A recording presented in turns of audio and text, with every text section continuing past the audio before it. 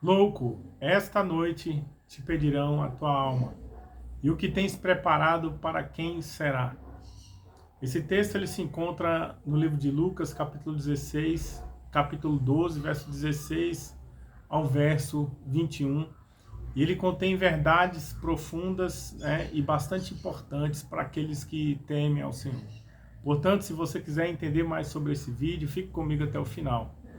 E para que tenhamos uma melhor compreensão desse texto, é necessário voltarmos na situação em que Jesus chega ali com seus discípulos e dois irmãos em litígio, brigando por uma herança, procuram a Jesus e diz o seguinte lá no verso 14, lá no verso 12, né? Mestre, ordena ao meu irmão que reparta comigo essa herança. E aí Jesus volta-se para ele e fala: homem, quem me constituiu por juiz ou partidor entre vocês? O juiz, né, todos já conhecem, que é aquele que, após ouvidas as partes, ouvida a defesa, ele profere uma decisão. E o partidor era uma espécie de conciliador, alguém que ouvia as pessoas, né, e tentava resolver através da conversa ali os litígios familiares. E era normal naquela época que pessoas procurassem rabinos de assim bastante importantes, de extrema relevância para a sociedade, aos quais consideravam seus guias. E no mínimo esses dois jovens aqui poderiam ser seguidores de Jesus, ou então pessoas que surgiram ali na multidão. E é até comum que eles levassem as suas questões a Jesus, mas Jesus pergunta para ele: quem foi que me constituiu juiz ou partidor entre vocês? Significando assim que Jesus Cristo, ele não veio para ser um juiz terreno, para ser uma autoridade humana, mas veio com um propósito muito maior de salvar toda a humanidade. E justamente tendo em vista ali o tema daquela discussão, é que Jesus profere o verso 15, diz o seguinte: tende cuidado, guardai-vos de toda e qualquer avareza, porque a vida de um homem não consiste na abundância dos bens que ele possui. E tendo em vista, tendo dito isso, né, Jesus ele profere uma parábola. Havia um certo lugar um homem muito rico cujo campo produziu em abundância. Ele vai dizer o seguinte: e arrazoava consigo mesmo: que farei, pois não tenho onde recolher todos esses bens. E aquele homem, tendo em vista esse dilema, ele fala: não, já sei, eu vou destruir os celeiros que tem, vou construir celeiros maiores ainda, para que a minha alma se regale muitos dias, né? E aí ele fala: então direi à minha alma: tens em depósito muitos bens para muitos anos, descansa, come, bebe e regala-te. Mas Deus lhe disse: louco, esta noite te pedirão a tua alma, e o que você tem preparado para quem será?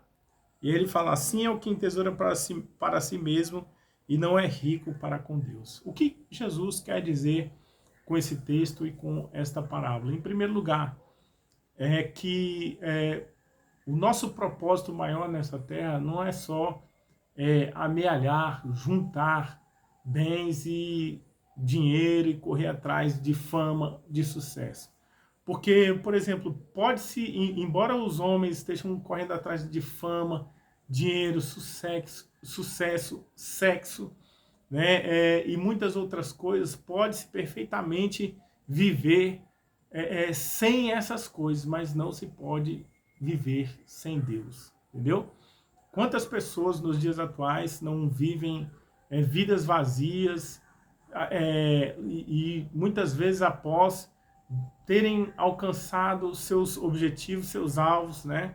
Talvez algum dia foram até pessoas simples e humildes de coração e falaram: não, eu vou investir meu tempo em buscar riqueza, abrir minha empresa, eu vou comprar a minha mansão, o meu carro do ano.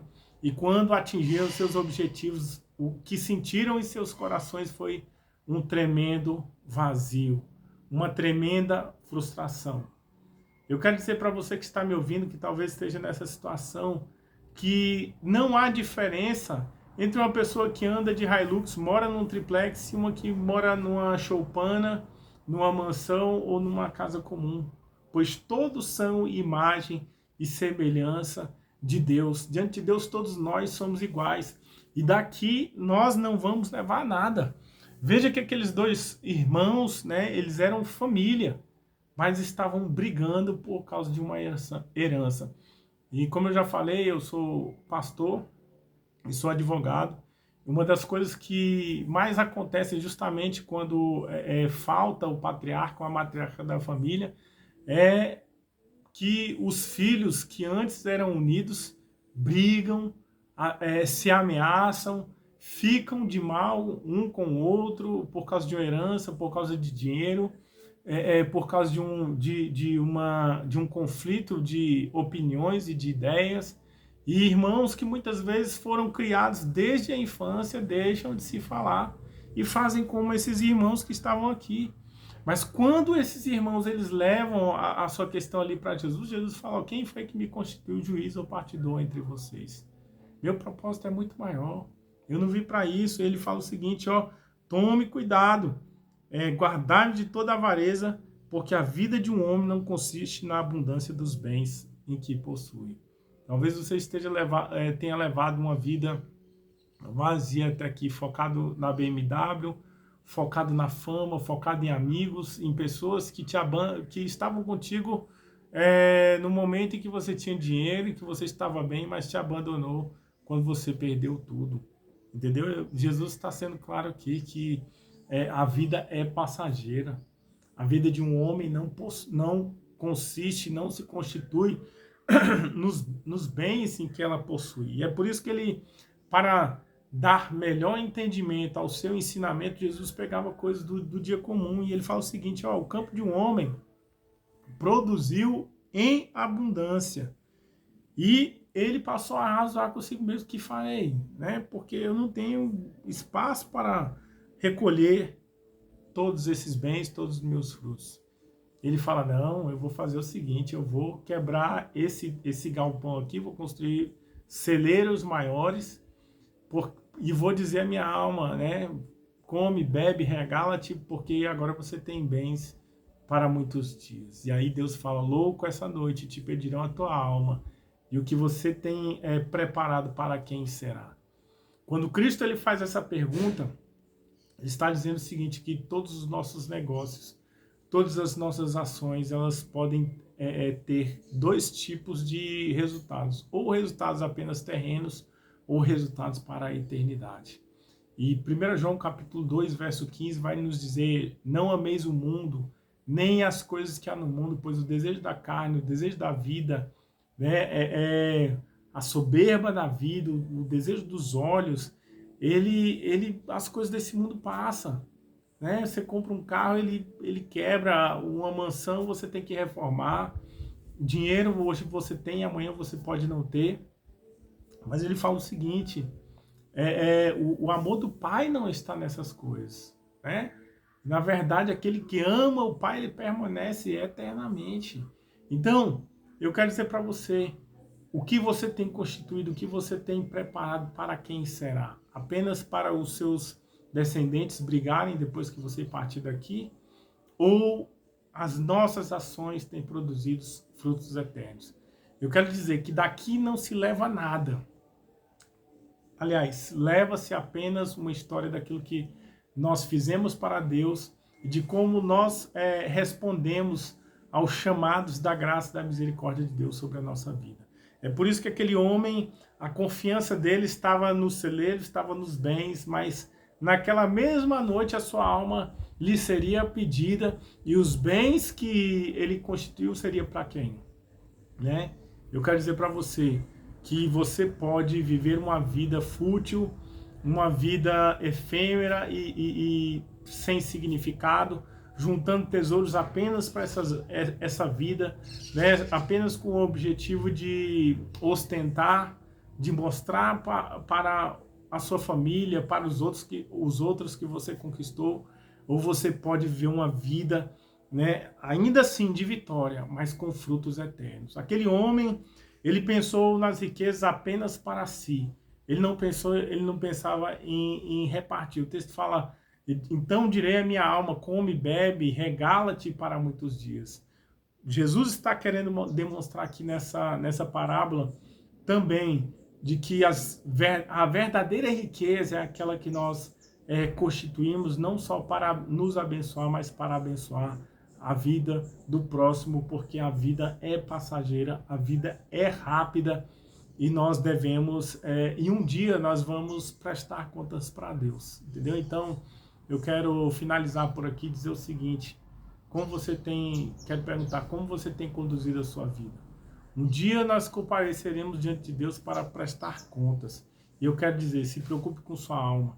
Jesus Cristo é o Filho de Deus. Ele é o caminho, a verdade e a vida. E muitos podem até falar, mas Jesus, ele nasceu há 2025 anos atrás. A Bíblia foi escrita há tanto tempo atrás e o mundo vai muito mais além disso aí, a história.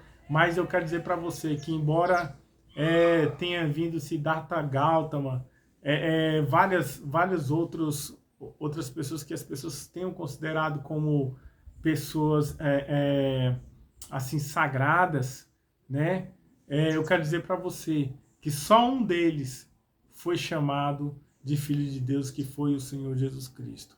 Muitos falam, mas a Bíblia ela foi escrita no período de 1500 anos atrás, há mais ou menos 2025 anos atrás, né?